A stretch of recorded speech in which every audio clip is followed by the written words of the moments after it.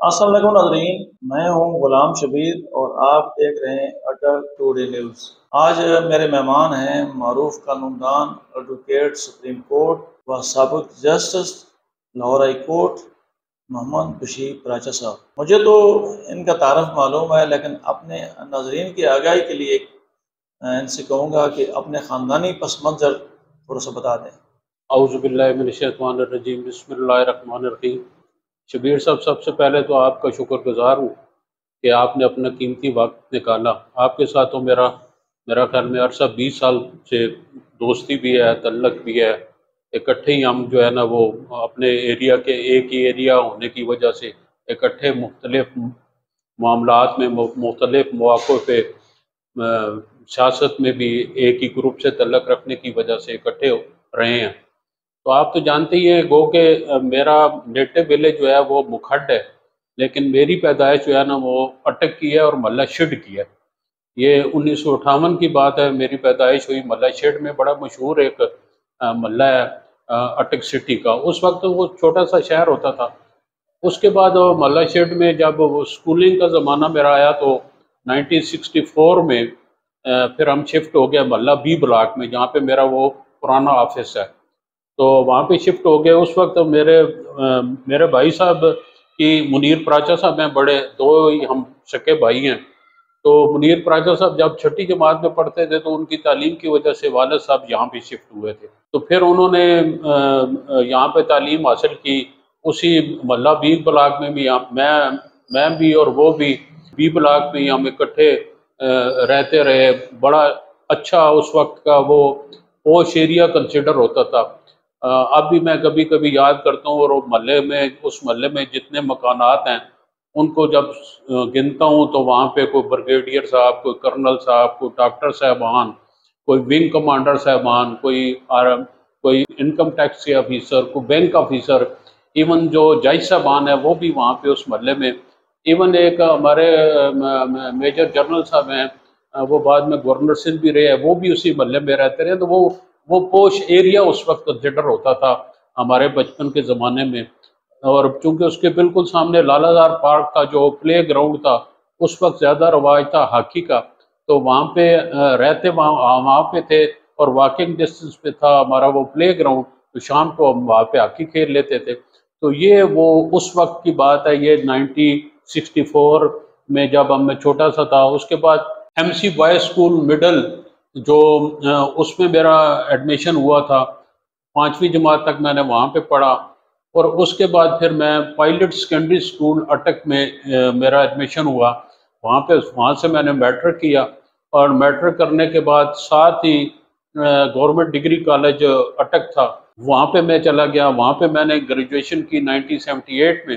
اور پھر میں پنجاب یونیورسٹی لاء کالج میں چلا گیا لاہور۔ وہاں پہ پنجاب یونیورسٹی لاء کالج میں نے ایڈمیشن لیا 1979 میں،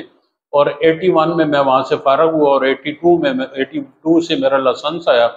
اس وقت سے میں وکالت کے پیشے سے منسلک ہوں، اور الحمدللہ اب تو کچھ 40-41 سال ہو گئے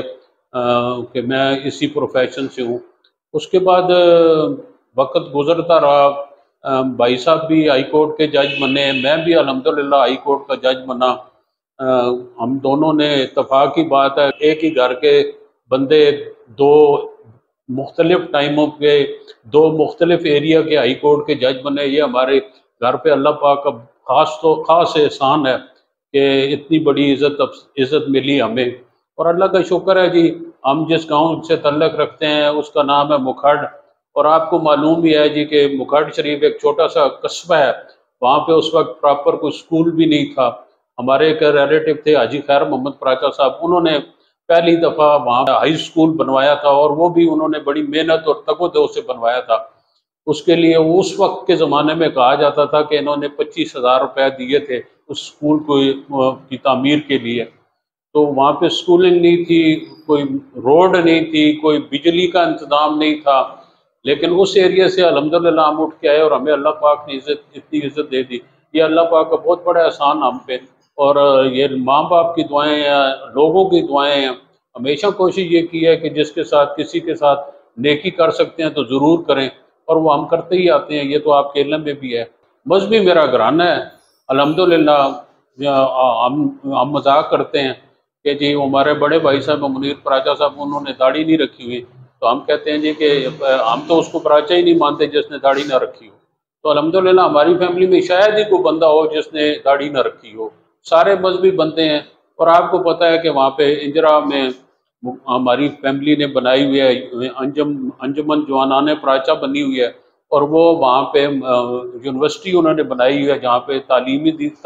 दीनी तालीम भी दी जाती है, और वहाँ पे हॉस्टल का इंतज़ाम भी किया है। और वो हमारा बैकग्राउंड तो हमारा मजहबी है। पराचा बरदरान कारोबार की तरफ राग़िब हैं, आपको कौन सा शौक वकालत की तरफ ले आया?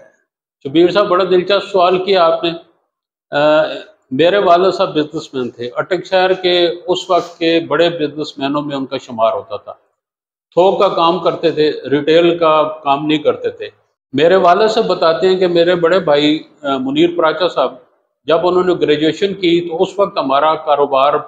पेशावर में भी था। तो वो मेरे भाई साहब ने मैथमेटिक में एडमिशन लिया ग्रेजुएशन के बाद। तो वो बताते हैं जी कि एक दिन मैं जा रहा था, 7 भाई थे मेरे, मुनीर पराचा साहब,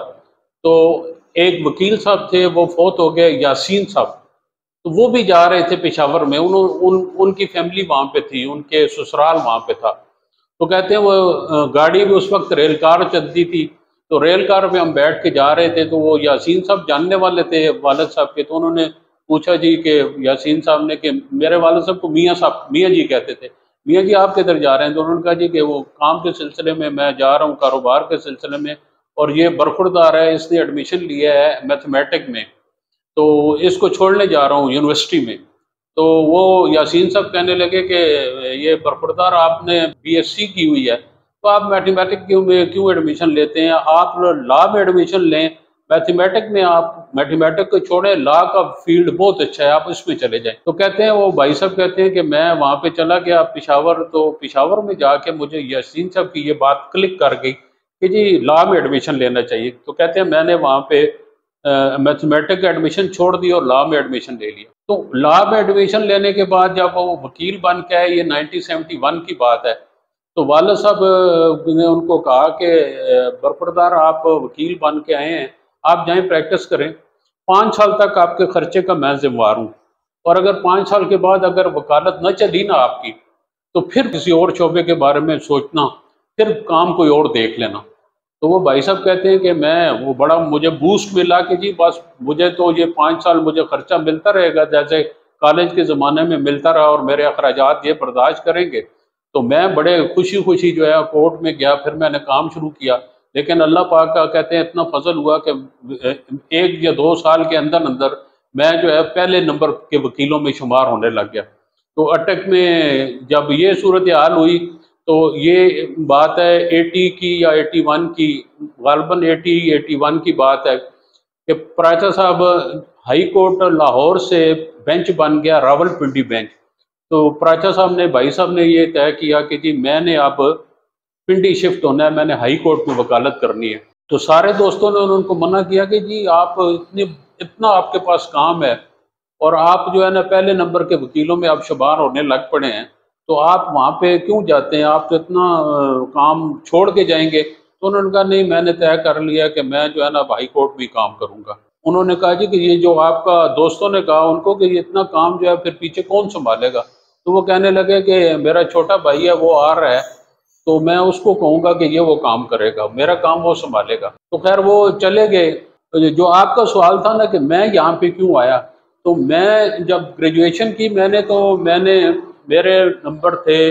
ग्रेजुएशन में बहुत ज़्यादा। अटक डिग्री कॉलेज मैंने टॉप किया था। आर्ट्स में बीए में मेरे नंबर सबसे ज़्यादा थे गवर्नमेंट डिग्री कॉलेज अटक में 1978 में। और उस वक्त के एयर चीफ मार्शल थे अनवर शमीम साहब, वो आए थे कन्वोकेशन पे, और उन्होंने मुझे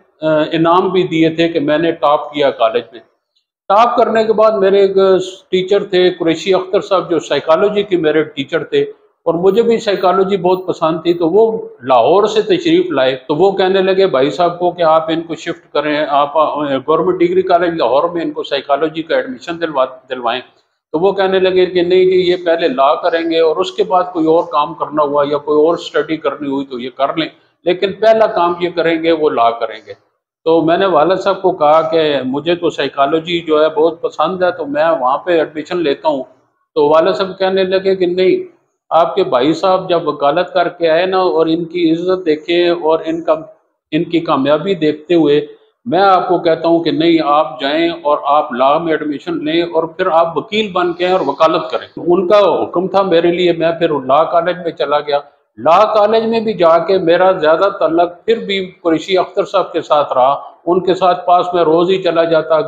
ان کے پاس بیٹھا رہتا۔ بعد میں نے لا کرنے کے بعد پھر کوشش بھی کی کہ مجھے سائیکالوجی میں ایڈمیشن مل جائے، لیکن میں اولڈ گریجویٹ ہو گیا تھا، اس لیے مجھے ایڈمیشن نہیں ملا۔ تو صرف والد صاحب کی ترغیب دینے کی وجہ سے اور بھائی صاحب کا یہ دیکھتے ہوئے کہ یار اس پروفیشن میں تو عزت بہت زیادہ ہے، کلائنٹ آتے ہیں، بیٹھتے ہیں، احترام کرتے ہیں، فیس منہ مانگی دیتے ہیں، اور جس جگہ پہ بھی آپ چلے جائیں وکیل کا بہت بڑا احترام ہے۔ تو مجھے وہ انہوں نے دیتے ہوئے مجھے کہا کہ نہیں، ہر صورت میں آپ نے لا ہی کرنا ہے، اور میں نے وہ لا کر لیا۔ پھر لا کرنے کے بعد میں چونکہ نیا نیا تھا، کام تو تھا نہیں، جو بھائی صاحب کے کیسز تھے وہ آہستہ آہستہ نئے وکیل سے کلائنٹ لے ہی جاتا ہے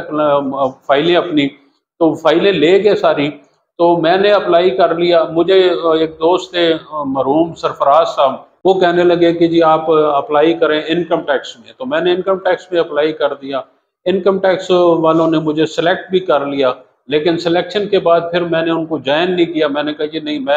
وہ تو بڑی کم تنخواہ ہے، اس تنخواہ میں تو میرا گزارا نہیں ہوتا، تو میں وکالت ہی کروں گا، میرے لیے یہ ممکن نہیں ہے۔ پھر اس کے بعد ایک دفعہ ایف آئی اے والوں کی آئی ویکنسیاں، ان کو لیگل ایڈوائزر کی ضرورت تھی، وہاں پہ میں نے اپلائی کیا، وہاں پہ بھی میرے سلیکشن ہوگی۔ اس وقت پورے پاکستان سے 2 بندوں کی سلیکشن ہوئی تھی، ایک میری ہوئی تھی اور ایک شیخ اورنگزیب صاحب ہیں پنڈی کے جو سابقہ ڈسٹرکٹ اٹارنی ہیں، ان کی ہوئی تھی۔ تو انہوں نے بھی کہا کہ جی آپ جوائن کر لیں، بڑی معقول، وہ 1,00,000 کچھ ہزار روپے تنخواہ انہوں نے کہا تھا کہ جی ہم آپ کو دیں گے، جو 1,25,000 غالباً، اور انہوں نے کہا تھا کہ جی پر ایئر آپ کی 25,000 روپے ہم بڑھائیں گے۔ وہ اس وقت یہ 1990 کی بات ہے، بڑی معقول سے پیسے لگتے تھے، لیکن منیر پراچا صاحب نے کہا کہ نہیں، آپ ادھر جائیں گے تو پھر وکالت تو ختم ہو جائے گی، آپ ادھر نہیں جائیں، آپ ادھر ہی رہیں، وکالت کریں اپنی۔ اور الحمدللہ پھر میں وکالت کرتا رہا۔ پھر آپ کے سامنے 2001 میں بن گیا یا 2000 میں بن گیا ناظم، اس کا مکھٹ، ناظم یونین کونسل مکھٹ کا، جو میرا نیٹو ولیج ہے۔ اور اس کے بعد پریزیڈنٹ بار میں اس وقت پہلے ہی تھا جب میں ناظم بنا۔ پھر اس کے بعد میں ممبر جوڈیشل کمیشن بن گیا، ممبر پنجاب بار کونسل بنا 2009 میں، اور پھر ممبر جوڈیشل کمیشن بن گیا 2013 سے لے کے 2015 تک میں ممبر جوڈیشل کمیشن رہا، اور 2009 سے لے کے 2014 تک میں ممبر بار کونسل رہا۔ پھر الحمدللہ 2016 میں ایلیویٹ ہوا اور ہائی کورٹ کا جج بن گیا، اور 1 سال میں ہائی کورٹ کا جج رہا۔ یہ میرا سارا کیریئر تھا، اور اب میں پھر وکالت کر رہا ہوں۔ اللہ کا شکر ہے، اللہ نے بہت کچھ دیا ہوا ہے، ہر کسی چیز کی کمی نہیں ہے۔ سب سے بڑھ کر یہ کہ اللہ نے جو مقام دیا ہے، جو عزت دی ہے، اس کے لیے میں جتنا بھی اللہ کا شکر ادا کروں وہ میں کر نہیں سکتا۔ آپ نے جو پس منظر بتایا ہے اس سے ظاہر ہوتا ہے کہ آپ محنتی طلباء میں آپ کا شمار ہوتا تھا۔ الحمدللہ جی، شبیر صاحب اس طرح ہے کہ مختلف واقعات ہیں نا، آپ کویشچن کرتے ہیں تو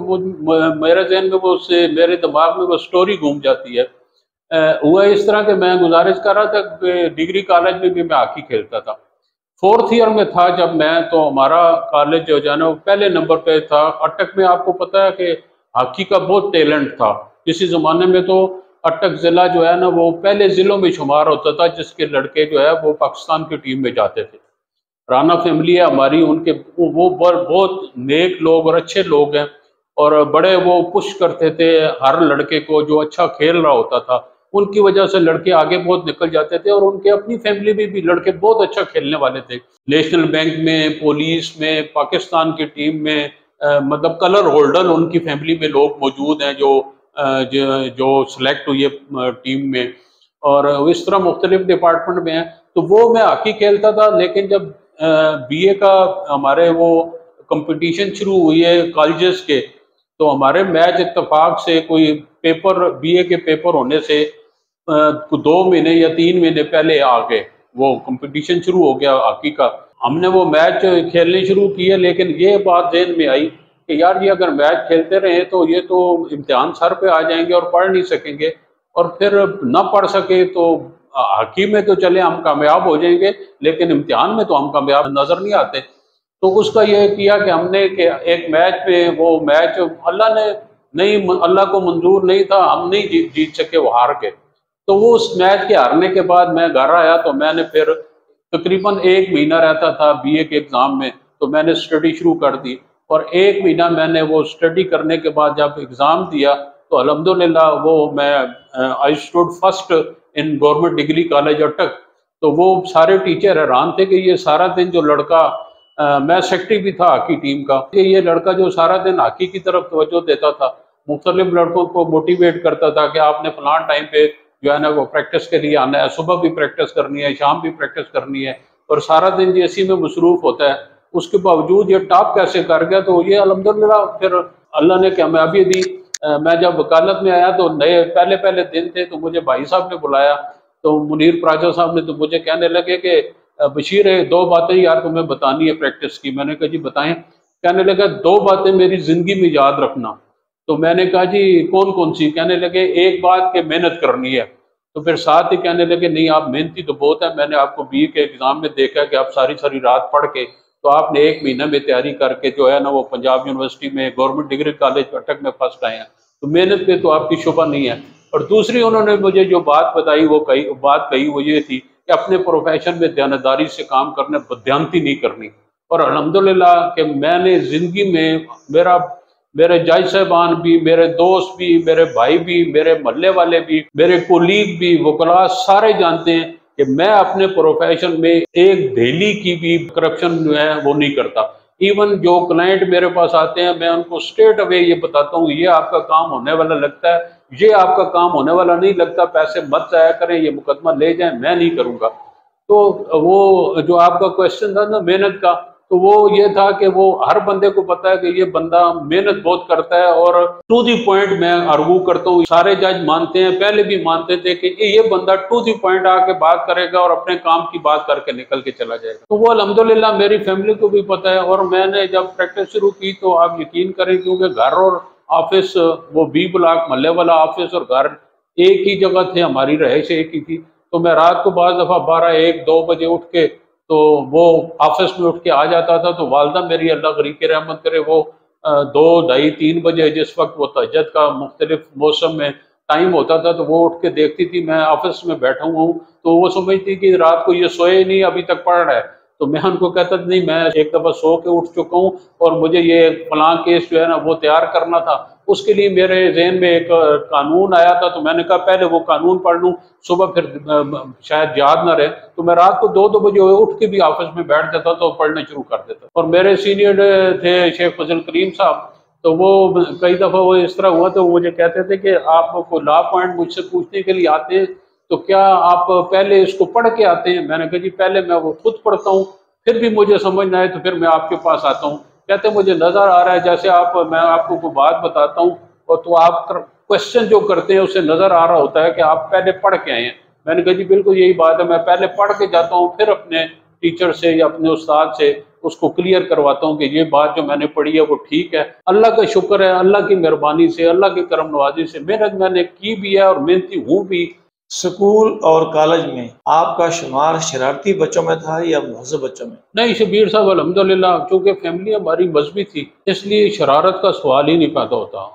میرا شمار اسکول میں بھی اور کالج میں بھی سیریس طلباء میں ہوتا تھا۔ یہ ہر بندہ کہتا تھا یہ بندہ نہ مذاق کرتا ہے، نہ جو ہے نہ کسی کو چھیڑتا ہے، اپنے کام سے کام رکھتا ہے، اپنے مطلب سے مطلب رکھتا ہے، پڑھتا ہے، گھر چلا جاتا ہے، نہ اور کوئی سوسائٹی ہے، نہ جو ہے نا وہ کسی کے ساتھ لمبا چوڑا تعلق رکھا ہوا ہے، نہ میں نان سیریس زندگی میں نے کبھی گزاری ہے۔ ٹائم ملتا ہے تو زیادہ کوشش یہی ہوتی ہے کہ جی اللہ کا ذکر کرنے میں وہ گزر جائے، درود شریف پڑھ لیں، کو ورد کر لیں، کو اور معاملہ جو ہے نا کوئی نیکی کا کام کر لیں، وہ اس میں گزار دیتا ہوں۔ لیکن وہ شرارت والی بات تو مجھے تو نہیں یاد پڑتی کہ میں نے کسی کے ساتھ بچپن میں بھی کسی کے ساتھ ایسی کوئی شرارت والا معاملہ کی ہو۔ شرارت سے تو میں باز ہی رہتا ہوں۔ سکول میں کس استاد سے اور کالج میں کس پروفیسر سے آپ متاثر ہوئی؟ شبیر صاحب ایسے تو جو میں جس زمانے کی بات کرتا ہوں نا وہ ہے زمانہ 1965 سے یا 64 سے لے کے 1978 تک۔ یہ وہ زمانہ تھا جس میں ٹیچر اسٹوڈنٹ کو اپنے بچوں کی طرح پیار کرتے تھے۔ میرے استاد سے اللہ پاک ان کو غریق رحمت کرے، اللہ پاک ان کے درجات بلند کرے، صادق حسین صاحب تلہ گنگ سے تعلق رکھتے تھے، تو وہ ان کے پاس میں شام کو پڑھنے کے لیے جاتا تھا۔ لوگ تو یہ سمجھتے تھے کہ شاید وہ مجھے پیسے لے کے پڑھاتے ہیں، اور مجھے یہ ذاتی طور پہ پتہ ہے کم از کم مجھ سے وہ کسی قسم کے کوئی پیسہ نہیں لیتے تھے۔ میں ان کے پاس شام کو جاتا تھا، گھنٹہ 2 گھنٹہ ان سے جو پڑھتا تھا، انتہائی شفیق تھے۔ اس وقت کے جو ٹیچر تھے نا شبیر صاحب، وہ اتنے شفیق تھے کہ ہم سوچ بھی نہیں سکتے کہ جی اتنے نیک اور اچھے ٹیچر اب بھی وہ موجود ہوں گے۔ اتنے اعلیٰ قسم کے ٹیچر، اپنے بچوں کو 0 پیریڈ پڑھانا اور اس کے لیے کوئی پیسہ پائی کلیم نہیں کرنا، جو بچے پڑھنے میں اچھے ہیں ان کو ٹیوشن پڑھانا، اور ٹیوشن میں بھی پیسہ کوئی نہیں لینا، صرف اس وجہ سے کہ یہ بچہ اس کے ٹیلنٹ موجود ہے، یہ بچہ جو ہے نا آگے نکل جائے گا۔ سارے ہی ٹیچر میرے ایسے اعلیٰ، اچھے اور نیک اور اخلاق والے ملے، میں تو کسی ٹیچر کو اب بھی بھول بھی نہیں سکتا۔ خاص طور پہ جو صادق حسین صاحب ہیں، وہ اللہ غریق رحمت کرے، وہ بعد میں بھی میری ان سے ملاقات ہوتی رہی۔ اسکول ٹیچر کی میں بات کر رہا ہوں، وہ تھے غلام احمد صاحب تھے، محمد علی صاحب تھے، اور بہت سارے ٹیچر تھے جن کے نام اب گنوں تو شاید میں پورے گن بھی نہ سکوں۔ وہ ایسی شفقت سے پیش آتے تھے کہ ہم حیران ہوتے تھے، اور وہ ہمیں اپنا بچہ سمجھتے۔ ٹیچر وہ سب سے ہی میں متاثر تھا جو پیار سے ہمیں پڑھاتے تھے۔ پھر میں کالج میں گیا تو وہاں پہ مجھے جو ٹیچر ملے وہ بہت اعلیٰ قسم کے ٹیچر، مطلب جو قریشی اختر صاحب کی میں بات کر رہا تھا، قریشی اختر صاحب کے پاس میں سائیکالوجی پڑھتا رہا گورنمنٹ ڈگری کالج اٹک میں، ایف اے میں بھی اور بی اے میں بھی۔ اتفاق کی بات ہے کہ بی اے کے ایگزام کے بعد ان کا ٹرانسفر گورنمنٹ کالج لاہور میں ہو گیا۔ تو میں نے جب کالج ٹاپ کیا تو قریشی صاحب کو پتہ چلا، تو قریشی صاحب لاہور سے سفر کر کے اٹک آئے، اور اٹک میں آ کے میرے والد صاحب کو اور بھائی صاحب کو کہا کہ آپ اس کو گورنمنٹ ڈگری کالج لاہور میں اس کو دے رہے ہیں ایڈمیشن، اور اس کو ہم وظیفہ بھی دیں گے، آپ ان کو وہاں پہ داخل کرائیں۔ تو میرے بھائی صاحب نے کہا کہ نہیں، یہ لا ہی کرے گا۔ تو ایسے شفیق ٹیچر تھے، اور میں نے ایڈمیشن لا میں لیا ہوا تھا۔ شام کو یا دوپہر کو جب فارغ وقت ہوتا میں ان کے پاس جا کے بیٹھ جاتا۔ تو یہ ان کی محبت تھی کہ میں ان کے ساتھ اتنی اٹیچمنٹ رکھتا تھا۔ ٹیچر تو میرے بہت اچھے تھے۔ اسی طرح پروفیسر صاحبان میں مختار اوان صاحب تھے جو میرے حقیقی ٹیچر تھے، بہت خیال کرتے تھے۔ ٹور پہ ہم جاتے تھے، بہت بچوں کی طرح ہمیں رکھتے تھے۔ آلموسٹ سارے ٹیچروں سے بہت زیادہ متاثر تھا، اور آپ یقین کریں کہ میں اپنے جو ٹیچر میرے ذہن میں ہیں، میں ان سب کا نام لے کے، اور جو میرے پروفیسر صاحب ہیں ان سب کا نام لے کے ان کے درجات کی بلندی کے لیے دعا کرتا ہوں، اللہ پاک ان کے درجات بلند کرے۔ آلموسٹ سارے فوت ہو گئے ہیں، لیکن میں ہر ٹیچر کا، ہر پروفیسر کا نام لے کے ان کے لیے دعا مانگتا ہوں کہ اللہ پاک ان کے درجات بلند کرے۔ میں انہیں اپنے والد کی درجہ دیتا ہوں کہ میں جیسے والد صاحب کے لیے، والدہ کے لیے دعا کرتا ہوں، اسی طرح ان کے لیے میں دعا کرتا ہوں کہ اللہ پاک نے مجھے جو مقام دیا ہے، اللہ پاک کی مہربانی ہے، اور پھر ان کی محنت اور ان کی شفقت کی وجہ سے میں یہاں پہ ہوں۔ وکالت کے شعبوں میں آپ کا استاد کون ہے؟ وکالت کے شعبے میں میرا پہلے استاد تو میرے بھائی صاحب ہیں، منیر پراجا صاحب۔ اس کے بعد میں نے اپرینٹسشپ کی شیخ فضل کریم صاحب کے پاس۔ اس کے بعد جو ہے میں نے وکالت سیکھی ملک عبدالرؤوف خان صاحب کے ساتھ، میں نے ان سے فوجداری وکالت سیکھی۔ لیکن سچی بات آپ کو بتاؤں کہ ہر وہ بندہ میرا استاد ہے جس سے میں نے کوئی بات سیکھی، اس لیے سارے آلموسٹ سینئر جو ہے نا، مطلب شیخ اعجاز صاحب اللہ غریق رحمت کرے، شیخ افضل صاحب حیات ہے، اللہ ان کو زندگی دے، اسی طرح اور بہت سارے ہمارے سینئر استاد ہیں، میں نے ان سب سے سیکھا ہے۔ اور جو وکالت میں ہوں وہ تو میں یہ 3 بندے جو ہے نا، منیر پراچا صاحب، شیخ فضل کریم صاحب اور ملک عبدالرؤوف صاحب، یہ میرے استاد تھے۔ سردار خان نیازی ہیں، وہ اس وقت ڈپٹی ڈسٹرکٹ اٹارنی تھے، تو ان کا میں خاص طور پہ مشکور رہتا ہوں، کیونکہ میں وکالت جب کر رہا تھا تو نیا تھا، تو چودھری اختر صاحب اللہ ان کو زندگی دے، صحت دے، وہ ڈسٹرکٹ اٹارنی تھے، تو انہوں نے کہا جی کہ پراسیکیوٹر جو ہے نا، اسپیشل پبلک پراسیکیوٹر جو ہے وہ ہمیں ضرورت ہے۔ تو سردار خان نیازی صاحب نے کہا کہ یار یہ ینگ سا لڑکا ہے ہمارے پاس پیش ہوتا ہے، اس کا بڑا ٹیلنٹ ہے، اس کو کرتے ہیں، اپوائنٹ کرتے ہیں۔ تو چودھری اختر صاحب اور سردار خان نیازی صاحب نے مجھے اسپیشل پبلک پراسیکیوٹر جو ہے نا، ان کے پاس اختیار ہوتے تھے، انہوں نے اسپیشل پبلک پراسیکیوٹر مجھے تعینات کر دیا، اور وہی الحمدللہ 1 سال کا پیریڈ جو میں اسپیشل پبلک پروسیکیوٹر رہا، وہی 1 سال کا پیریڈ تھا جس کے بعد مجھے اللہ پاک نے روح دے دیا۔ اس میں وہ بھی میری مدد کرتے تھے، جائی صاحبان بھی مہربان ہوتے تھے، پروسیکیوشن میں کوئی محنت بھی اللہ نے کروا دی، تو اس کی وجہ سے پھر میں آگے نکل گیا۔ آپ کے خیال میں ایک وکیل کو کیسا ہونا چاہیے؟ میں ایک دفعہ حسن ابدال میں گیا، منان علی خان میرے جونیئر ہیں، وہ اس وقت پریزیڈنٹ بار تھے، تو کیس کر کے میں نکلا تو مجھے منان علی خان صاحب کہتے ہیں جی سر جی بار میں چلتے ہیں، چائے پیتے ہیں۔ تو بار میں چلے گئے ہم لوگ، تو وہاں پہ گئے تو ان کے 8 10 12 جونیئر تھے، وہ بھی آ گئے، کچھ بچیاں تھیں وہ بھی آ گئی،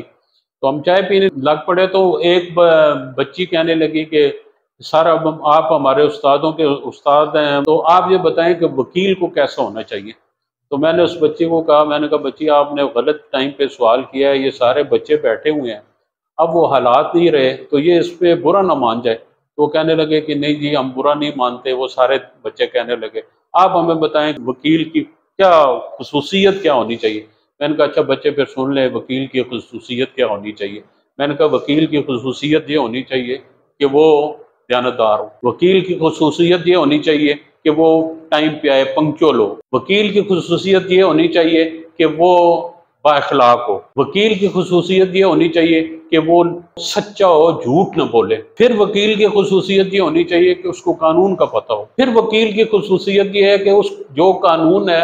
اس کو وہ اس کی تشریح کرنا جانتا ہو، پھر وکیل کی خصوصیت یہ ہے کہ جو وہ تشریح کر رہا ہے اس تشریح کی وجوہ بیان کر سکے کہ میں جو تشریح کر رہا ہوں وہ ٹھیک کیوں ہے۔ میں نے کہا آخری بات یہ ہے کہ وکیل وہ ہوتا ہے کہ جب وہ کورٹ میں داخل ہو تو جو جج صاحب بیٹھے ہوئے ہیں وہ دیکھ کے خوش ہو جائیں کہ یار کام کا بندہ آ گیا، اور ان کے چہرے پہ مسکراہٹ آ جائے کہ قانون اگر اس کو قانون بھی اس کو آتا ہے، با اخلاق بھی ہے، دیانتدار بھی ہے، پنکچوئل بھی ہے اور جھوٹ نہیں بولتا، وکیل وہ ہے۔ وکیل کی یہ 8 9 کوالٹیز ہیں، یہ جس بندے میں ہوں گی وہ سب سے بہترین وکیل ہے۔ موجودہ حالات میں وکیل کو کن مشکلات کا سامنا ہے اور کون سے مسائل ہیں؟ میرے پاس اتنے بھی جونیئر آتے ہیں نا، میں ان کو کہتا ہوں کہ اگر آپ پروفیشن میں پیسے کمانے کے لیے آئے ہیں تو یہ پروفیشن پیسے کمانے کا نہیں ہے، یہ پروفیشن عزت کمانے کا ہے۔ آپ عزت کمائیں، پیسہ آپ کے پیچھے پیچھے آئے گا، اور اگر آپ پیسے کے پیچھے بھاگیں گے نہ عزت رہے گی نہ پیسہ آئے گا۔ اب جو پروفیشن ہے وہ ہو گیا پیسہ کمانے والا، ہر بندہ اس بات پہ جی کسی طریقے سے پیسہ کما لیں، اس کے نتیجہ یہ نکلا کہ ہمارا پروفیشن جو ہے نا وہ خراب ہو گیا۔ پہلے جو ہے نا کسی زمانے میں کہا جاتا کہ یہ لارڈس کا پروفیشن ہے، لارڈس کا پروفیشن کا مطلب یہ نہیں ہے کہ وہ بہت کو امیر آدمی ہوتا تھا کہ وہ آ کے جو ہے نا وہ لینڈ لارڈ ہوتا تھا اور وہ پریکٹس کرتے تھے، ہوتے ہیں ٹھیک ہے، لینڈ لارڈز بھی آتے تھے، لیکن اصل بات یہ ہے کہ وہ دل کا لینڈ لارڈ ہونا چاہیے کہ جو پیسے نہیں بھی ہیں تو اس کی پرواہ نہ ہو کہ میرے پاس پیسہ نہیں ہے، ناشتے کے لیے پیسے نہیں ہیں تو کوئی بات نہیں، لیکن پراپر ڈریس پہننے کے لیے آپ کے پاس پیسے آپ کے پاس ہونے چاہیے، اور وہ پراپر ڈریس میں آپ کو کورٹ میں جانا چاہیے۔ کیونکہ ہم نے یہ باتیں اب ساری چھوڑ دیں کہ ہم پیسے کمانے کے لیے آ گئے، اور جب پیسے کمانے کے لیے آ گئے تو غلط طور پہ ہم جو ہے وہ اس میں انڈلج ہو جاتے ہیں کہ چلے جی ہمیں پیسے تو ملیں، اس وجہ سے جو ہے نا وہ پروفیشن کو نقصان پہنچ گیا۔ مشکلات کا بہت زیادہ سامنا ہے نئے لڑکوں کو، اس کی ایک وجہ تو یہ ہے، میں خود بھی سینئر ہوں، اس کی وجہ یہ ہے کہ ہم سینئر جو ہیں بہت کم جو ہے اپنے جونیئر کو اکوموڈیٹ کرتے ہیں، ایک تو یہ پرابلم ہے۔ دوسری پرابلم ہے کہ تعداد بہت زیادہ ہو گئی ہے۔ تیسری پرابلم ان کی یہ آ گئی کہ ہر بندہ پیسے کمانے کے لیے آتا ہے۔ اب ظاہر ہے جس بندے کے والد نے، جس بچے کے والد نے 16 سال تک ان کی تعلیم پہ اخراجات کیے ہیں، الٹیمیٹلی وہ وکیل بن کے آتا ہے، تو ان کی نظر میں تو وہ کہتے ہیں جی کہ دیکھیں نا اتنے بڑے بڑے سینئر وکیل ہیں، وہ اتنے پیسے کماتے ہیں، لش پش گاڑیوں میں پھرتے ہیں، شوفر ان کے پاس موجود ہیں، آفیسرز ان کے پاس موجود ہیں، تو وہ سمجھتے ہیں کہ جی ہمارے بچوں کو بھی ایسا ہونا چاہیے، اور بچہ بھی یہی سمجھتے ہیں کہ مجھے بھی ایسا وکیل ہونا چاہیے۔ لیکن جب وہ فیلڈ میں آتے ہیں تو وہ یہ ایک بات بھول جاتے ہیں کہ جو شہرت ہے یا ان کی جو لش پش گاڑیاں ہیں یا جو ان کی عزت بنی ہوئی ہے، یہ اس کے پیچھے ممکن ہے 30 35 40 سال کی محنت ہو، حالانکہ محنت تو پہلے کرنی پڑتی ہے۔ پھر ایک اور پرابلم آتی ہے کہ ہمارے جو معاشی حالات ہیں اس میں وہ بچہ سمجھتے ہیں کہ میں صبح کا آیا ہوں، میرے پاس کام نہیں ہے، کوئی مجھے آمدن نہیں ہوئی تو میں گھر جاؤں گا، میرے والدین توقع رکھیں گے کہ جی وکیل بن گیا، باقی وکیل اتنے پیسے کما رہے ہیں تو میرے پاس پیسے نہیں ہیں، تو یہ ان کے ساتھ پرابلمات آ گیا۔ اور پھر اس کا نتیجہ یہ نکلتا ہے کہ پھر وہ کسی طریقے سے کوشش کرتے ہیں کہ جیسی بھی ہو کوئی نہ کوئی 2-4 پیسے ان کی آمدن ہو جائے تاکہ گھر میں ان کی کوئی فیس ویلیو بن جائے۔ تو بچوں کے لیے تو بہت زیادہ مسائل ہیں۔ ایک تو وکلاء کی تعداد بہت زیادہ بڑھ گئی، لٹیگیشن کم ہے، پھر جو ہے نا لٹیگنٹ جو ہے نا وہ نئے بندوں کو وہ اتنی جلدی ان کے پاس جاتا نہیں ہے، ان کی وہ سمجھتا ہے کہ یہ ابھی اتنے میچیور نہیں ہوئے ہیں یا اتنے کمپیٹنٹ نہیں ہیں کہ ہم ان کے پاس جائیں۔ سینئر وکیل ان کو اکوموڈیٹ کم ہی کر رہے ہوتے ہیں، تو یہ ان کے ساتھ بہت بڑے پرابلم آتے ہیں، اور وہ پرابلم ہے بھی ان کے جینون۔ اور اس کے لیے تو ایک ہی صورت ہے کہ سینئر جو ہے نا اپنے 2-4 جو ہے جونیئر ہیں ان کو اکوموڈیٹ کرتے رہیں تاکہ ان کی فیس ویلیو بھی بڑھتی رہے، ان کے گھر میں بھی عزت بڑھتی رہے، ان کے معاشرے میں بھی عزت بڑھتی رہے، تب ہی کوئی گزارا ہوگا۔ ادروائز تو حالات جو جس طرف جا رہے ہیں، جتنی تعداد وکلاء کی بڑھ رہی ہے، ناممکن ہوتا جاتا رہا سروائیو کرنا کسی نئے وکیل کے لیے۔ اور میں نے اکثر کہا ہے، میں دوستوں کو کہتا ہوں کہ جی اگر آپ نے آگے بڑھنا ہے تو پھر کسی بڑے اسٹیشن پہ جا کے وکالت کریں جہاں پہ آپ کی فیس ویلیو بڑھے، لیکن اس کے لیے آپ کو محنت بھی کرنا پڑے گی۔ شارٹ کٹ نہیں ہے، محنت کریں گے آگے نکل جائیں گے، محنت نہیں کریں گے ادھر ہی رک جائیں گے۔ بطور سینئر وکیل آپ کیا سمجھتے ہیں کہ پاکستان میں قانون کی نظر میں سب برابر ہیں یا نہیں؟ شبیر صاحب، یہ تو ایک مجھے یاد نہیں کون سے فلاسفر ہیں، ان کا کہنا تھا کہ جی قانون وہ مکڑی کا جالا ہے جس میں کمزور تو پھنس جاتے ہیں اور بڑے اس کو توڑ کے نکل جاتے ہیں۔ یہ ممکن نہیں ہے، کسی بھی معاشرے میں یہ ممکن نہیں ہے، دنیا کے کسی خطے میں بھی چلے جائیں یہ ممکن نہیں ہے کہ ہر کہیں یہ قانون سب کے لیے برابر ہے، یہ ہو ہی نہیں سکتا۔ دیکھیں نا، جو پاورفل ہے وہ ہر چیز جو ہے نا وہ اس کے کنٹرول میں ہوتی ہے۔ قانون سب کے لیے برابر شرابر کوئی نہیں ہے، وہ جو ہے نا ڈفرینسیشن تو ہر جگہ پہ ہوگی۔ وہ میرا جو وہ ہمارے ایک دوست ہیں وہ کہتے ہیں کہ فلاں جج صاحب یہ کہتے تھے کہ favour is for the friend, تو وہ کہتا ہے اگر میں بارڈر لائن کا کیس ہے تو میرا جو دوست ہے میں اس کو فیور کروں گا۔ تو یہ ممکن نہیں ہے کہ کوئی بندہ یہ کہے۔ اور پھر ایک اور بڑی بدقسمتی ہے، مطلب کوئی لڑائی جھگڑے کا کیس ہو گیا یا قتل کا کیس ہو گیا، تو اس قتل کے کیس میں پولیس تفتیش جو کرتی ہے، اب پولیس تفتیش کرتی ہے، جو اس کے پاس بندے آتے ہیں یا بندے اس کے سامنے پیش ہوتے ہیں یا وہ خود ان کے پاس جاتے ہیں، ان کو وہ دیکھتے ہیں اور ان کے بیانات لکھتے ہیں۔ وہ جب عدالت میں آتے ہیں تو عدالت نے تو وہ فائل دیکھنی ہے کہ اس فائل میں کیا ہے۔ اگر اس فائل میں کوئی ملزم کے فیور کی یا اس کے مخالف کوئی بیان نہیں لکھا ہوا یا کوئی بات نہیں لکھی ہوئی تو عدالت بیچاری کیا کر سکتی ہے؟ اس نے تو اس کو عدالت نے یہ دیکھ کے فیصلہ کرنا ہے کہ یہ جو گواہ میرے سامنے آ رہے ہیں اس کے مطابق اس ملزم کے خلاف کیس بنتا یا نہیں بنتا۔ جو اصل بات ہے کہ وہ ہوا کیا تھا وہ تو پتہ نہیں، جائے وقوع بھی رہ گئی اور پولیس جو لکھ کے لے آئی وہ اس پہ فیصلہ کر دیں۔ انہوں نے فائل کے مطابق فیصلہ کرنا ہے، انہوں نے جو واقعہ ہوا ہے اس کا ان کو نہ علم ہے نہ اس کو دیکھ کے انہوں نے فیصلہ کرنا۔ عدالتی نظام اور عدالتوں میں مقدمات کا فیصلہ بر وقت نہ ہونا کہاں پر خرابی موجود ہے؟ دیکھیں نا، قانون تو ہم نے بنا دیے، اب قانون یہ ہے کہ اگر کوئی واقعہ ہوتا ہے تو 17 دن کے اندر اندر آپ نے چالان پیش کرنا ہے، لیکن 17 دن کے اندر چالان کیا، یہاں پہ تو 7 مہینے چالان نہیں پیش ہوتے۔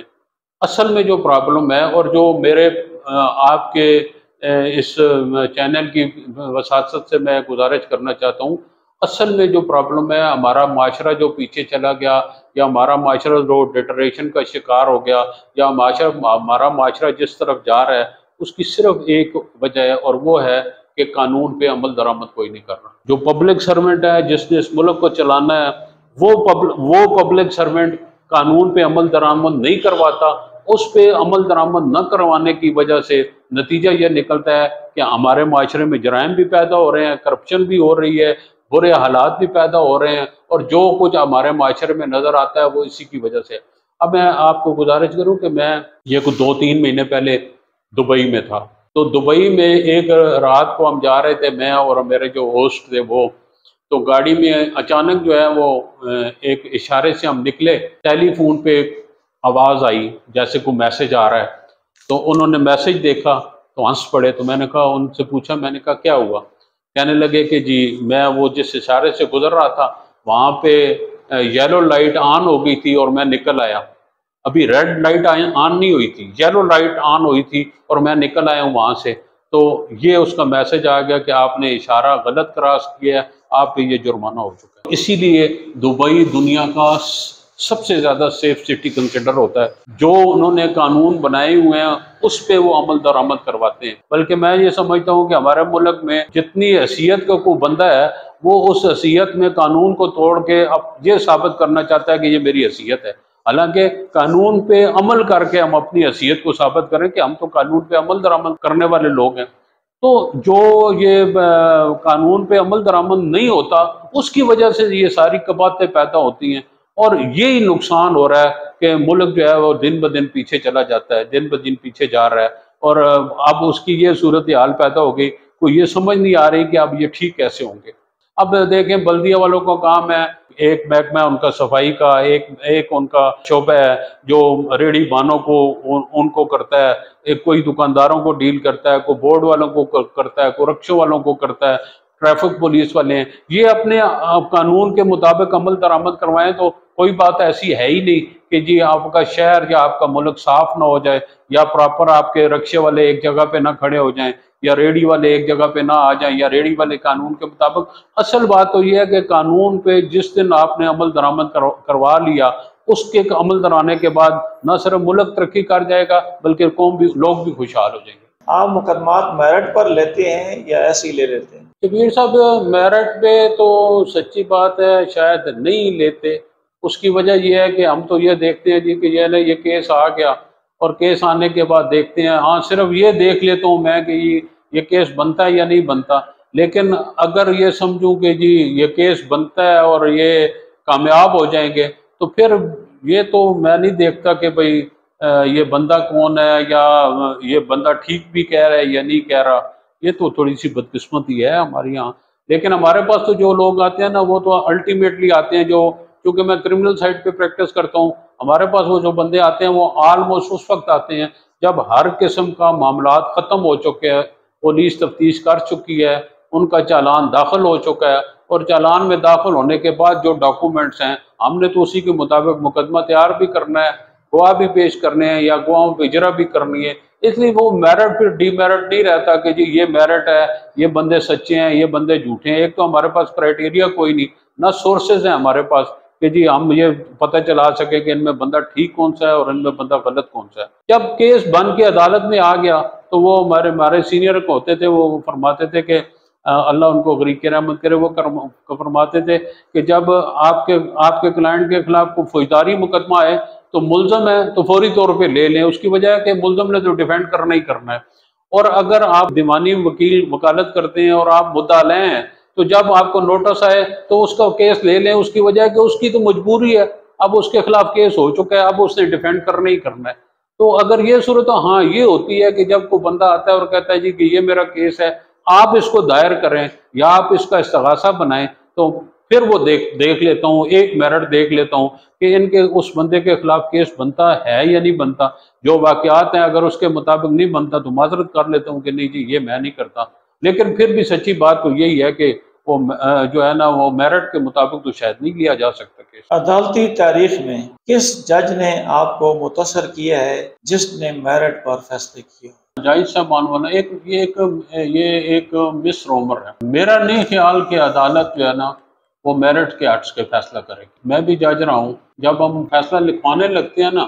تو پھر اس وقت ہمارے پاس صرف فائل سامنے ہوتی ہے، اور اس فائل سے ہم نے دیکھ کے فیصلہ کرنا ہوتا ہے کہ کون سی بات کیسی ہے اور کس کے حق میں جاتی ہے یا کس کے خلاف جاتی ہے۔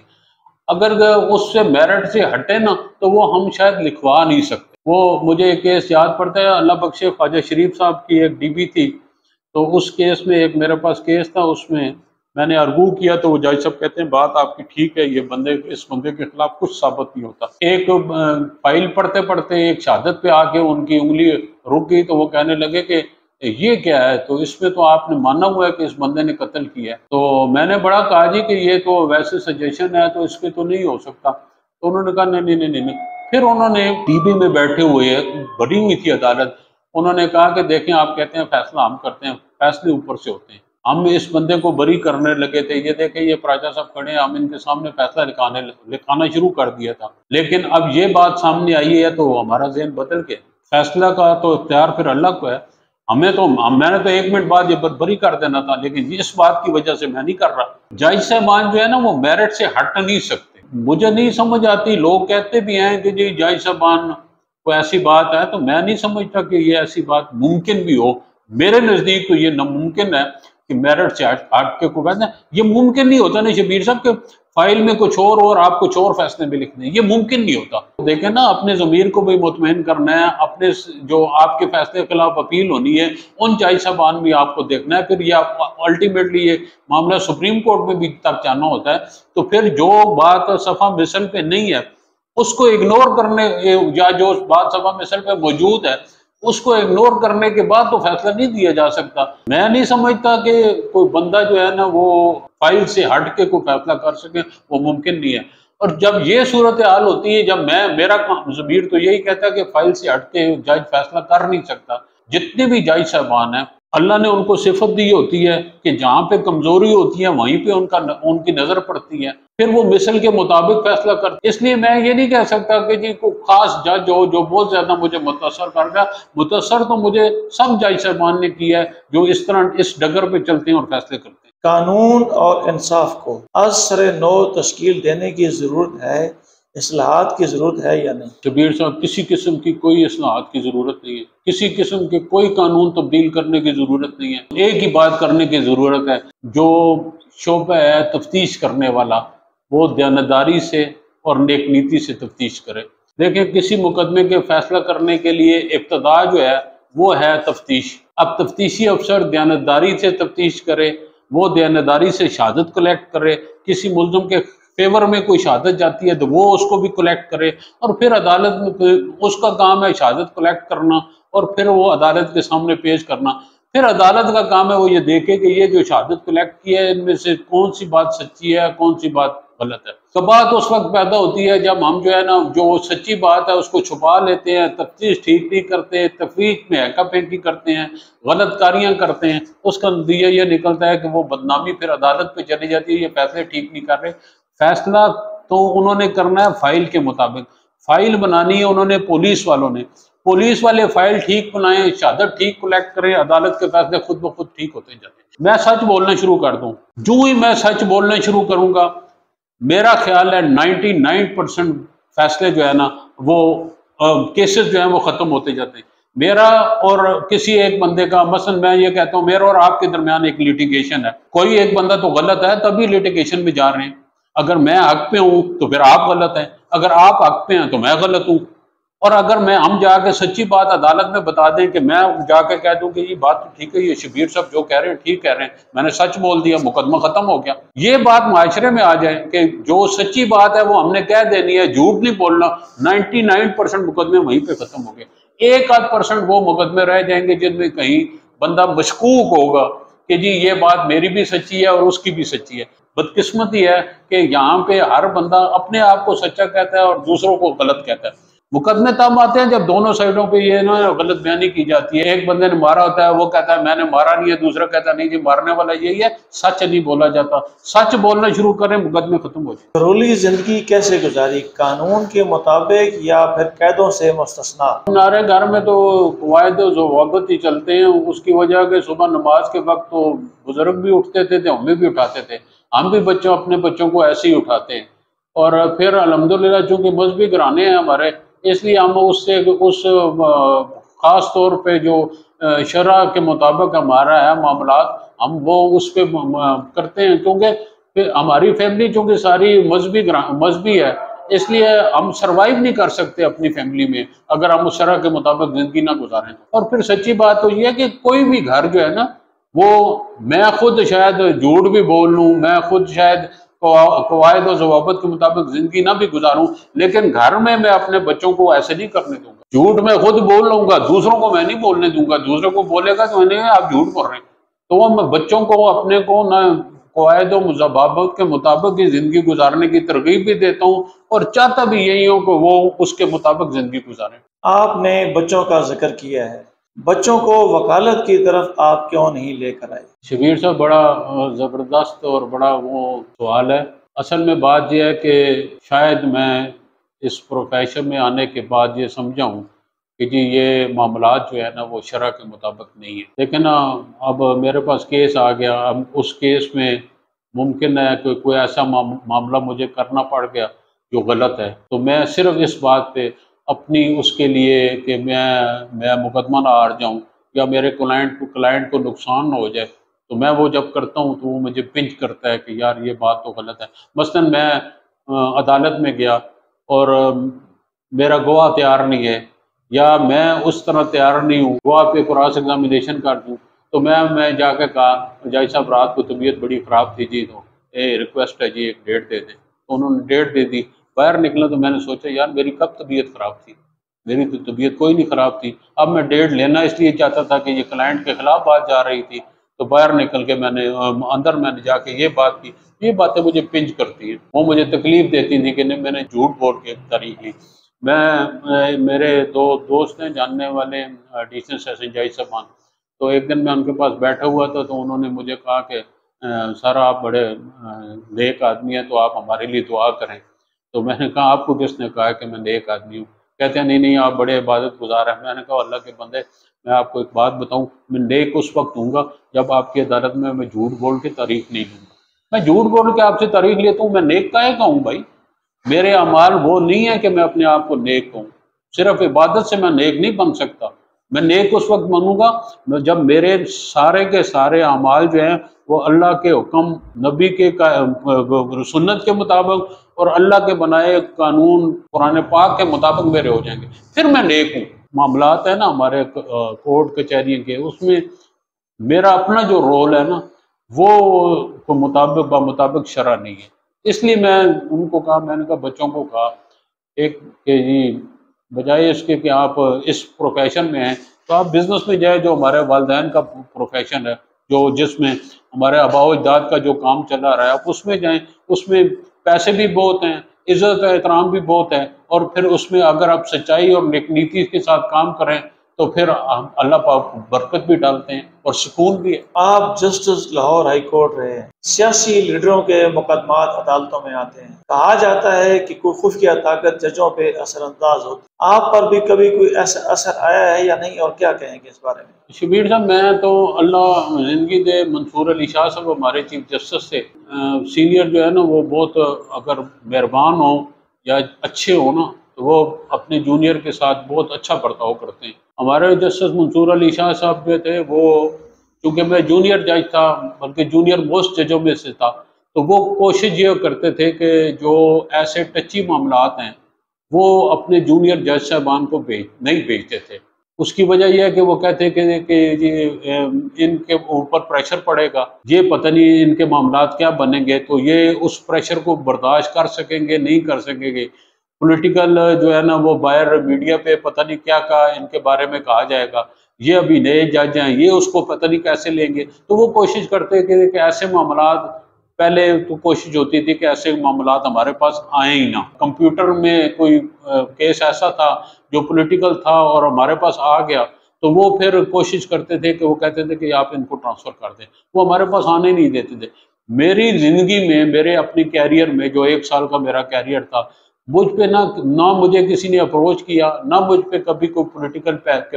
پریشر پڑا، نہ ایون میرے کسی دوست کولیگ نے مجھے کہا کہ جی کوئی معاملہ ہے تو اس پہ مہربانی کریں، کبھی کسی نے بھی نہیں کہا۔ اور میں بہت کم بھی ایسے ہوتا ہے کہ باہر کا کوئی بندہ جو ہے نا وہ جج صاحبان کو کہے کہ جی کوئی معاملہ ہے تو اس کو اس طرح کر دیں، یہ کوئی بندہ جرت نہیں کرتا۔ میرا سوال یہ تھا کہ کیا خفیہ طاقتیں سیاسی لیڈروں کے معاملات میں مداخلت کرتی ہیں؟ سر جی، میں نے گزارش کی کہ میرے 1 سال کے ٹینوئر میں کبھی کسی بندے نے کوئی سفارش مجھ سے نہیں۔ خفیہ ایجنسی تو بہت دور کے بات ہے نا،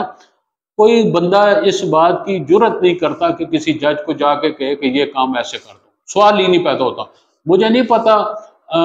چونکہ میں کنفرم ججوں میں سے نہیں تھا، میرے پاس ایسے کیسز آتے بھی نہیں تھے کہ جو ایسے معاملات اس میں ہوتے ہوں۔ اب تو یہ معاملات بہت ہو گیا، اس وقت تو 16-17 میں تو میں 16 سے لے کے 17 تک رہوں، اس وقت تو کوئی ایسے کوئی معاملات ہوتے نہیں تھے، لیکن میرے پاس آج تک ایسا معاملہ کبھی نہیں ہوا کہ کسی بندے نے مجھے اپروچ کیا اور کہا ہو کہ جی کوئی کام ہے تو وہ ایسے کرتے۔ پھر جب فیصلہ کرنا ہوتا تو یہ بڑا مشکل کام ہے کہ فائل سے ہٹ کے کوئی فیصلہ کرنا۔ Chief justice supreme court justice Faez Isa سے آپ کو کتنی توقعات ہیں کہ وہ عدلیہ کے کھوئے ہوئی وقار کو بحال کریں گے؟ چیف جسٹس فیض عیسیٰ صاحب بلوچستان سے تعلق رکھتے ہیں، بڑے لائق جج صاحبان میں ان کا شمار ہوتا ہے، اسٹریٹ فارورڈ ہیں، قانون کے مطابق چلتے ہیں، کانسٹیٹیوشن سے وہ ادھر سے ادھر نہیں ہونے دیں گے کسی کو۔ ان کا تعلق جو ہے پختون بلوچستان سے ہے، پختون قبیلے سے ان کا تعلق ہے، تو وہ میرا نہیں خیال کہ وہ کسی طرح بھی قانون سے ہٹ کے کوئی بات کریں گے، اور جب وہ قانون کے مطابق فیصلے کریں گے اور قانون کے مطابق چلتے رہیں گے تو وہ کامیاب ہو جائیں گے، اور کامیاب ہونے کے ساتھ ساتھ وہ اس کو ٹھیک بھی کر لیں گے، عزت بھی اپنی عدلیہ کی بڑھا دیں گے، اپنی بھی عزت بڑھائیں گے، عدلیہ کی عزت بھی بڑھائیں گے، اور پوری دنیا میں ایک مثال بن جائیں گے کہ جی دیکھیں قانون کے، میں نے پہلے آپ سے گزارش کی نا کہ قانون کے مطابق عمل درآمد کریں نا، ہر چیز ٹھیک ہو جائے گی۔ جب وہ قانون کے مطابق عمل درآمد کروا لیں گے اور خود بھی عمل کریں گے تو ان کا نام ہی نام ہے، ان کا نام روشن ہو جائے گا، انہوں نے بہت ٹھیک کیا اور وہ ٹھیک بھی کر لیں گے۔ ان کا مزاج ایسا ہے کہ وہ جو کہتے ہیں کہ یہ قانون ہے تو اس قانون کے مطابق خود بھی چلتے ہیں اور دوسروں کو بھی اس کے مطابق چلاتے ہیں، تو وہ کامیاب ہو جائیں گے، اور عدلیہ کا بھی جو ہے نا وہ امیج جو ہے بڑھ جائے گا۔ آپ نے سیاست میں بھی قدم رکھا، ناظم یونین کونسل مکھڑ رہے ہیں، پھر سیاست سے کنارہ کیوں اختیار کیا ہے اور وہ تجربہ کیسا رہا ہے؟ سر جی تجربہ تو شبیر صاحب وہ زبردست تھا، لوگوں کی خدمت کرنے کا تجربہ وہ بہت زبردست تھا۔ آپ کو پتہ ہے کہ میں نے اپنے ٹینور میں جتنے ترقیاتی کام کروائے، خاص طور سے ایجوکیشن کے سلسلے میں، جہاں پہ ہمارے ایریا میں تو آپ کو پتہ ہے کہ میں ناظم بنا 2001 میں، تو اس وقت یونین کونسل مکھڈ میں کتنا بڑا ایریا ہے آپ کو پتہ ہی ہے، اس پورے ایریا میں گرلز ہائی اسکول نہیں تھا، تو میں نے پہلی دفعہ وہ سٹیپ لیا کہ جی لڑکیوں کا ہائی اسکول میں نے کہا بنا کے دیں مجھے، اور وہ میں نے بنوایا الحمدللہ، اور اس کی بلڈنگ بھی بنوائی، اس کی لیبارٹری کے لیے ہال بھی بنوائے، باقی اور بھی معاملات کیے، گورنمنٹ سے زمین لے کے اس کے اوپر ساری کنسٹرکشن کروائی، ادروائز پراپرٹی کوئی نہیں تھی، ایک 16 مرلے کے مکان میں جو ہے نا وہ مڈل اسکول بنا ہوا تھا،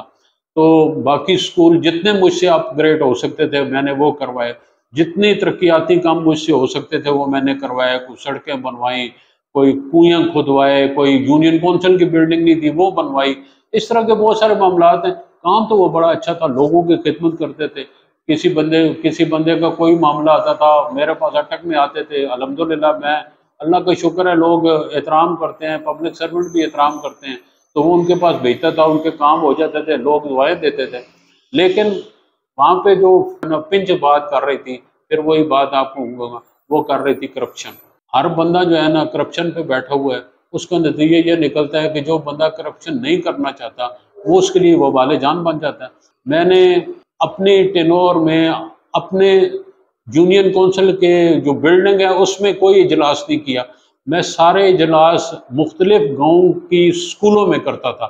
تاکہ لوگوں کو پتہ چلے کہ یہ ہمارے ناظم ہیں، یہ ہمارے ممبر ہیں، ان کے جو مسائل ہیں وہ ہم وہاں پہ سنتے تھے، اور وہیں پہ بیٹھ کے جو حل ہو سکتے تھے کرتے تھے، جو آگے ترقیاتی کام ہوتے تھے وہ ترقیاتی کام کے لیے پھر ناظم صاحب کو ہم کہتے تھے یہ ہمیں کروا کے دیں، تاکہ لوگوں کو پتہ چلے کہ یہ ہماری خدمت کے لیے آئیں۔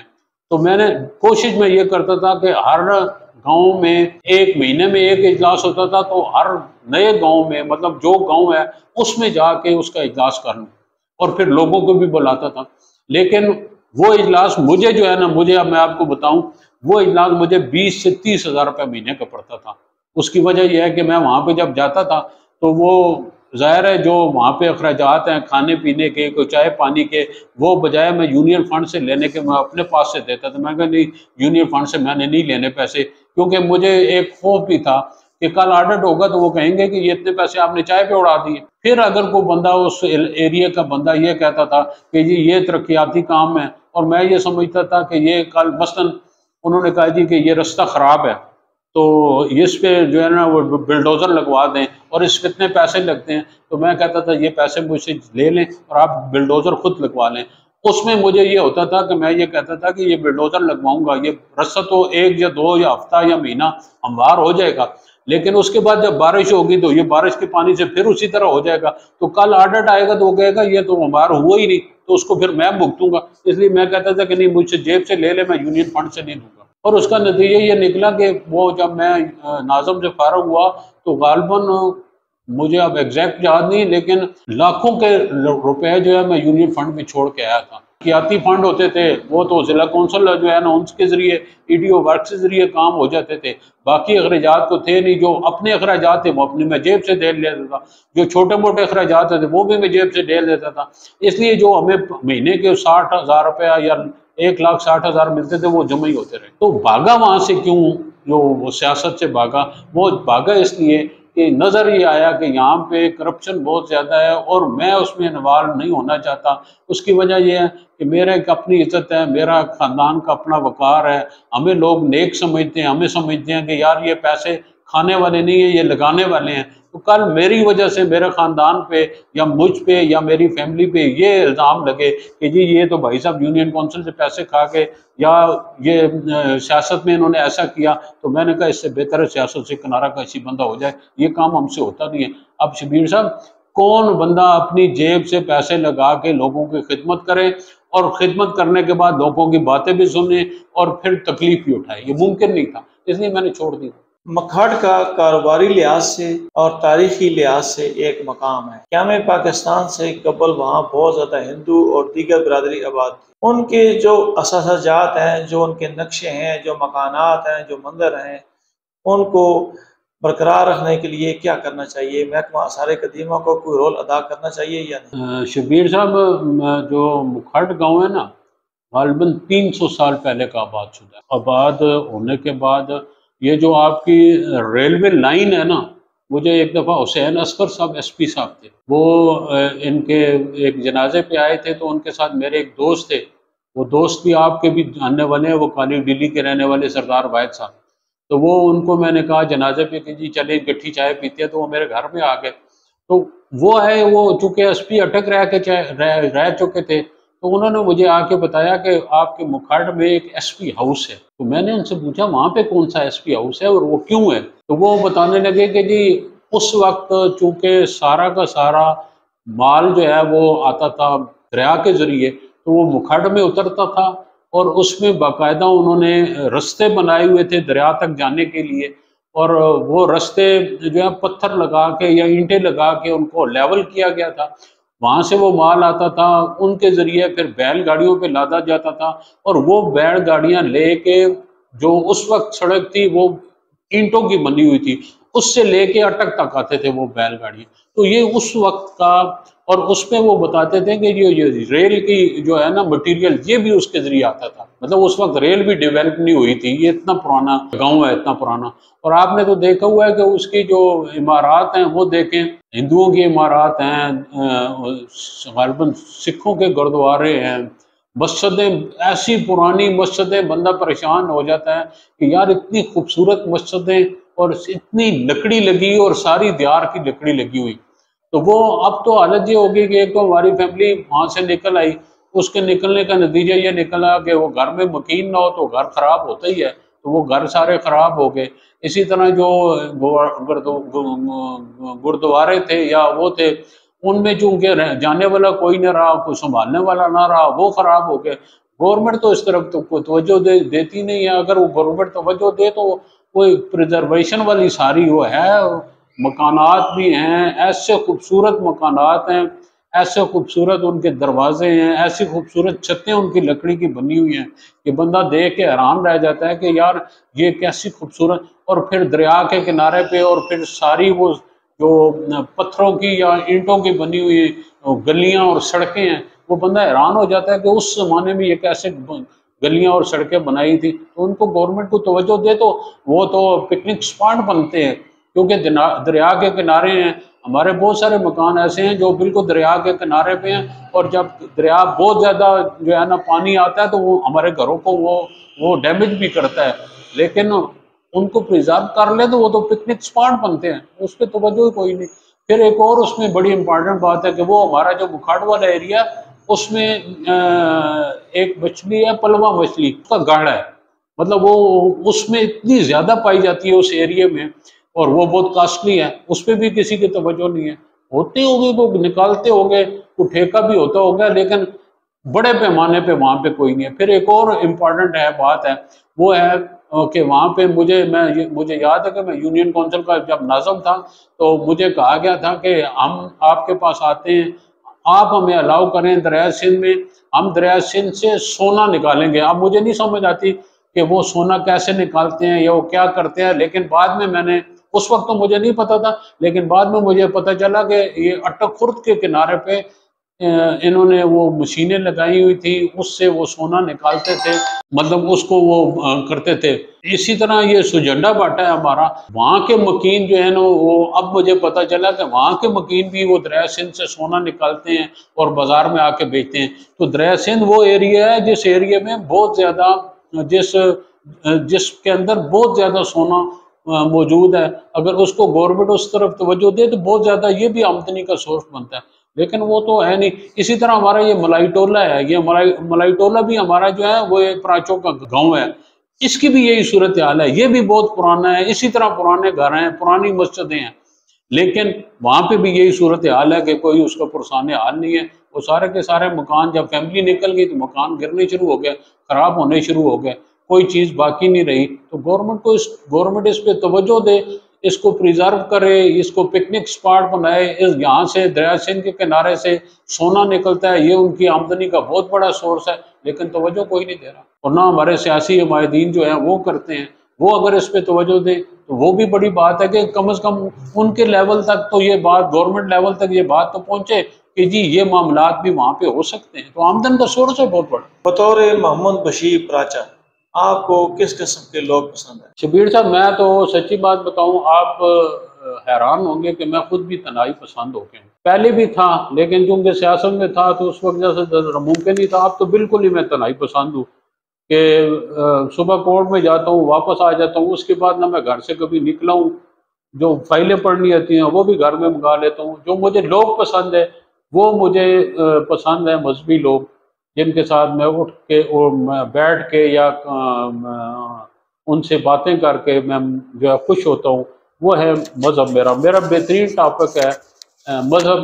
اللہ پاک نے جو حکم دیے اور اللہ کے نبی نے جو کام کیا ہے، جو سنت رسول ہے، وہ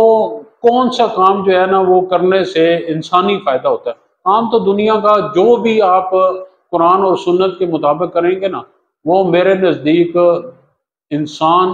یا معاشرے کی، اس بندے کی یا اس معاشرے کی بھلائی کا ہے۔ مثلا نماز ہے، آپ نماز بیٹھے ہوئے پڑھ لیں، لیٹ کے پڑھ لیں، اللہ پاک کی نماز و عبادت تو ہو گئی، لیکن جب آپ کھڑے ہو کے ایک طریقے سے سجدہ کرتے ہیں، رکوع کرتے ہیں، تو پھر وہ آپ کی ایکسرسائز ہے، یہ آپ کا فائدہ ہے، یہ سنت رسول ہے۔ اسی طرح وضو کرتے ہیں آپ، وضو کرنے سے آپ جو ہے نا وہ اس کی آپ کی طہارت ہو جاتی ہے، آپ کی صفائی ہو جاتی ہے۔ لیکن جو آپ کہتے ہیں نا کہ کن لوگوں میں بیٹھنا پسند کرتا ہوں، میں وہ کیا کہتے ہیں آپ ان کو صالحین کہہ لیں یا عالم کہہ لیں یا مذہبی لوگ کہہ لیں، میں ان میں بیٹھنا پسند کرتا ہوں۔ ناظرین، یہ تھے معروف قانون دان ایڈوکیٹ سپریم کورٹ محمد بشیر پراچا صاحب۔